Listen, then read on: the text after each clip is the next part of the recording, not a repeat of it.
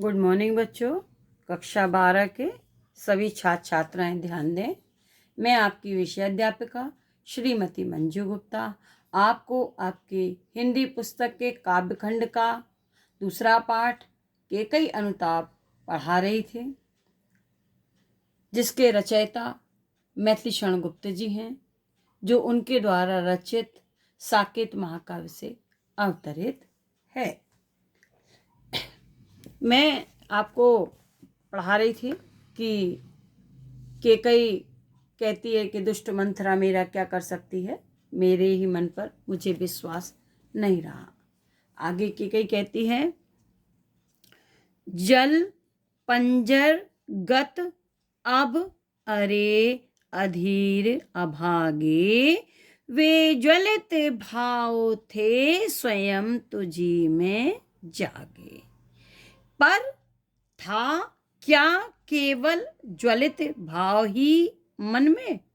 क्या शेष बचा था कुछ और न और इस जन्म में? गुप्त जी कहते हैं कि केकई कहती है, जल पंजर गत अब अरे अधीर अभागे। केकई अपने मन को संबोधित करती हुई कहती है, मेरे शरीर के भीतर स्थित मन, मेरे शरीर के भीतर स्थित मन,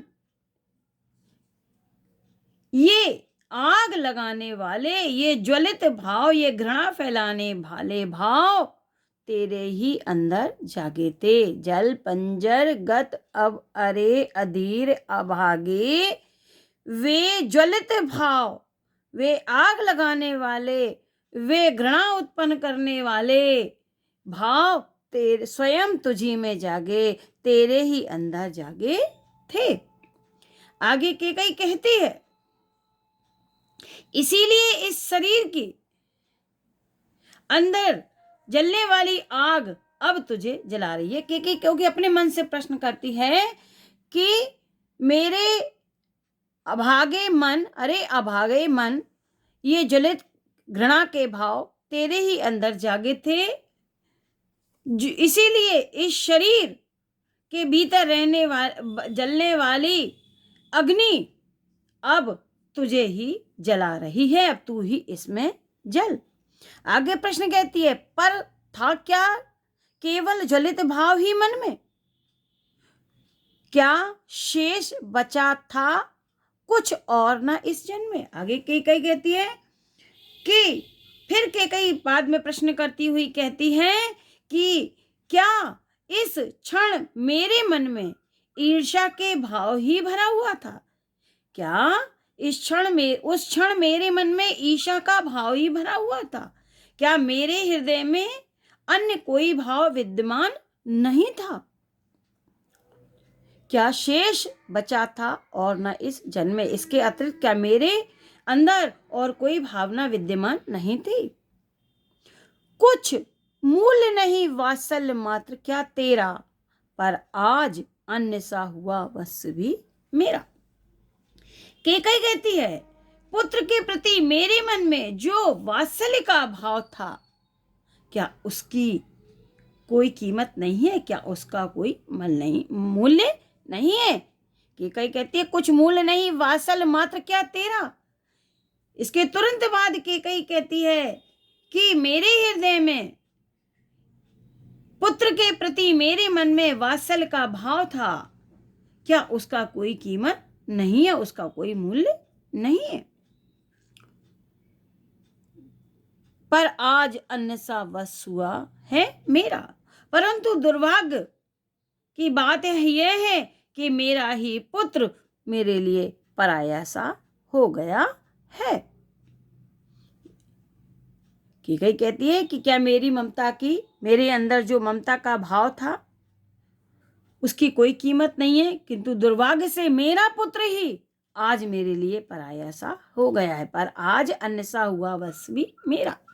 थूके मुझ पर त्रिलोक भले ही थूके, जो कहे क्यों चूके। के अंडरलाइन है बेटा, इनकी 2 लाइनों की व्याख्या करना है। केकई अपने किए हुए पर पश्चाताप करती हुई कहती है कि थूके मुझ पर त्रिलोक भले ही थूके, तीनों लोग मुझ पर थूके, मेरी चाहे जितनी निंदा करें, जो कोई कहे सके कहे क्यों चूके, जो कोई जो कहे सके कहे क्यों चूके, जिसके मन में जो भी भाव है वह कहे, उसमें मेरा तिरस्कार करने में इसमें कोई चूक क्यों करेगा, जो जिसके मन में भाव है वह व्यक्त करे। बच्चों बेटा आज यहीं तक पढ़ाती हूँ। अब कुछ प्रश्न हैं जिसको आपको करना है, वो इस प्रकार है। पहला प्रश्न है, पद्यांश के पाठ और लेखक कवि का नाम लिखिए। ऊपर लिखा हुआ है केकई का अनुताप और मैथिलीशरण गुप्त। दूसरा प्रश्न है, रेखांकित अंश की व्याख्या कीजिए। फिर से सुन लीजिए। केकई कहती है पश्चाताप करती हुई, अपने कृत्य के लिए पश्चाताप करती हुई केकई कहती है कि भले ही तीनों लोग मेरी चाहे जितनी निंदा करें, चाहे जिसके मन में जो भी आए वह कहे, कोई मेरा तिरस्कार करने में कोई चूक न करे, जो जिसके मन में आए वह कहे। आगे प्रश्न है, केकई क्या प्रश्न करती है? उत्तर देंगे। केकई प्रश्न करती हुई कहती है, क्या मेरे अंदर जो ममता का भाव था उसकी कोई कीमत नहीं है? केकई कहती है, क्या मेरे मन में उस क्षण ईर्षा के ही भाव थे और कोई इस हृदय में विद्यमान था? क्या मेरे पुत्र के प्रति मेरे मन में जो ममता की कीमत थी, उसकी ममता का जो भाव था, क्या उसकी कोई कीमत नहीं है?